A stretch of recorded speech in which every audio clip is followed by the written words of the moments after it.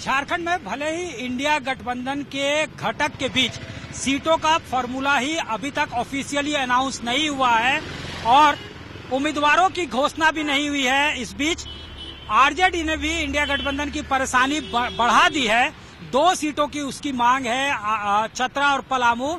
लेकिन दूसरी तरफ एनडीए जो है अपने उम्मीदवारों की घोषणा तो कर ही चुकी है, ज्वाइंट मीटिंग कर रही है कि जीत का फॉर्मूला क्या हो। उधर सीट शेयरिंग का फॉर्मूला तय नहीं हुआ है और इधर जीत का फॉर्मूला तय करने के लिए बैठक बुलाई गई है, जिसमें उम्मीदवार तमाम घटक के यानी बीजेपी के 13 और एजेएसयू के 1 उम्मीदवार, इसके अलावा बीजेपी के प्रदेश अध्यक्ष, यहाँ के क्षेत्रीय संगठन मंत्री, तमाम बड़े जो नेता है वो शिरकत कर रहे हैं और एजेंडा तय किया जा रहा है कि क्या होगा चुनावी एजेंडा। हालांकि ये एजेंडा जो है पहले ही सेट हो चुका है। जब प्रधानमंत्री यहाँ दौरे पे आए थे, सिंदरी कारखाना का उन्होंने उद्घाटन किया था, उसी वक्त उन्होंने साफ कर दिया था कि इस बार का चुनाव झारखंड में भ्रष्टाचार और परिवारवाद बनाम विकास होगा। तुष्टीकरण की नीति के खिलाफ भी मोर्चा खोलेगी बीजेपी।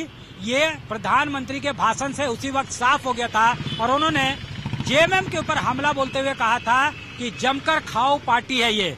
और इस बीच तमाम वो स्ट्रैटेजी क्या होगी, जीत का फॉर्मूला क्या होगा, वो तय करने के लिए बैठक रखी गई है और साफ है कि भ्रष्टाचार एक बड़ा मुद्दा होने वाला है। ईडी का रेड, जिस तरह से पूर्व मुख्यमंत्री हेमंत सोरेन के खिलाफ ईडी की मुहिम चली और उनको जो है भ्रष्टाचार, मनी लॉन्ड्रिंग के आरोप में जेल भेजा गया, उसको कैसे जो है उस पर कैसे माइलेज एक्सट्रैक्ट करना है, इस पर बीजेपी जो है कोई मौका नहीं छोड़ेगी।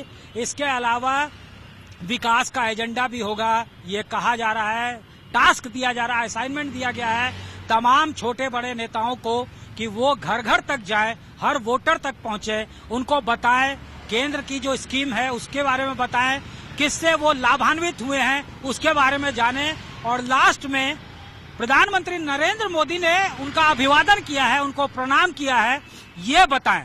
तो ये उनका फॉर्मूला बिल्कुल तय हो चुका है।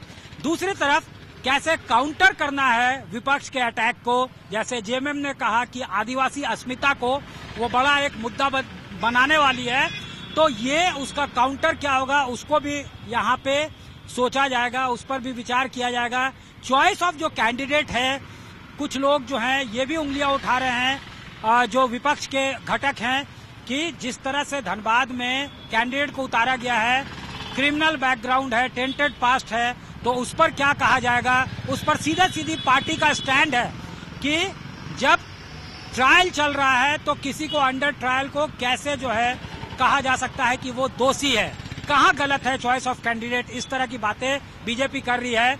और अगर अंडर ट्रायल को चुनाव नहीं लड़ना है तो आखिर सोनिया गांधी, राहुल गांधी जैसे बड़े नेता जो हैं वो क्या हैं, उनके खिलाफ भी मामले हैं, वो बेल पे चल रहे हैं, ये साफ तौर से कहा गया है। और ये तमाम मुद्दे जो हैं उसको कैसे जो है काउंटर किया जाएगा, लोकल एंटी इनकम्बेंसी जो है उसको कैसे काउंटर किया जाएगा, तमाम मुद्दों पे बैठक में रणनीति बनाई जा रही है। क्योंकि यहाँ पे 14 लोकसभा सीटें जो है उस पर 12 पे एनडीए का कब्जा है, एनडीए के फोल्डर में है, तो लोकल एंटी इनकम्बेंसी जो है उसको भी कैसे हैंडल करना है और 14 के 14 सीट को जीत कर कैसे 400 का जो बीजेपी का लक्ष्य है उसको कंट्रीब्यूट करना है, इस पर तमाम नेता मंथन कर रहे हैं। और उसको वो जो स्ट्रैटेजी होगी उसी के साथ जोशो खरोश के साथ लोकसभा चुनाव में पार्टी जाएगी। उम्मीदवारों की घोषणा हो चुकी है, सब कुछ यहाँ पे फाइनलाइज किया जा चुका है, सारे फॉर्मूला तय किए जा चुके हैं। जनता पार्टी का हर बैठक महत्वपूर्ण होता है और देश हित में होता है, जनता के हित में होता है, इसलिए महत्वपूर्ण तो होना ही है। ये बहुत विवाद चल रहा है दुल्लू जी, कोई भी बात नहीं है, कोई भी बात नहीं। सरयू राय आपके पीछे पड़े हुए, आपके विषय को उठाए जा रहे हैं। वो उनको पीछे पड़ने दीजिए, हम उनके पीछे नहीं पड़े। नहीं, कहीं न कहीं ये प्रिंस खान का एंट्री कैसे हो गया, ये तो जांच का विषय है। चुनाव आयोग को भी लिख के दिए हैं, जिला प्रशासन को, राज्य सरकार को लिख के दिए हैं। इसका गंभीरता पूर्वक जांच करके जो भी इसमें संलिप्त है, जो भी करवाया या कर रहा है, उस पर कड़ी से कड़ी सजा होनी चाहिए। गलत हुआ ये कमल से खड़े होंगे तो उस समय में लोगों को ये कन्विंस करना कि आप यहाँ से यहाँ शिफ्ट किए हैं, तीर्थ हम आप कमल को अडॉप्ट करो, कितना बड़ा आपके लिए चैलेंज होगा ये? कोई चैलेंज नहीं है। पहचान के मोहताज नहीं है। पब्लिक हमको पूरे तरह से पहचानती है और 3 टर्म के एमएलए रहे हैं और बहुत तरह का हमने विकास का काम किया है पूरे झारखंड में। हम तो पहचान के कोई मोहताज नहीं है और पूरे तरह से जीत हासिल करेंगे। ग्रामीण इलाकों में लोग अब तीर धनुष पहचानते हैं कि कमल को पहचानते हैं? देखिए, हमको पहचानते हैं तो कमल को भी पहचानते हैं। अच्छा मैडम, जेएमएम की तरफ से कहा जा रहा है परिवार को फोड़ने का प्रयास किया गया है, आपको ऐसा लगता है? किसी तरह का परिवार को जैसे फोड़ने की प्रयास किया गया, ऐसा कोई बात है ही नहीं है। ये जो मेरा निर्णय था, ये मेरे व्यक्तिगत निर्णय था। मैम, एक सवाल है, जनता को, दुमका की जनता को भाजपा में वोट करने की यकीन कैसे दिला पाएगा? देखिए, यकीन दिलाने की जरूरत नहीं है। जनता हमको पूरी तरह से जानती है किस तरह का हमने काम किया है कई सालों से, और पूरी जो जनता है, संथाल परगना ही नहीं, पूरे झारखंड की जनता मेरे साथ है, भारतीय जनता पार्टी के साथ। मैम, चर्चा ये भी है, देखिए 14 की 14 सीटें हम लोग जीतेंगे और एनडीए ने अपने 14 प्रत्याशी मैदान में उतार चुके हैं। हमारे महायोद्धा जहां मैदान में उतर करके जनता के आशीर्वाद लेने के लिए घर घर जा रहे हैं, वहीं विपक्षी किसको उतारेंगे इसके नूरा कुश्ती में लगे हुए हैं। अभी गठबंधन भी उनका फाइनल नहीं है। हर दिन एक नई नई खबरें सामने आती है।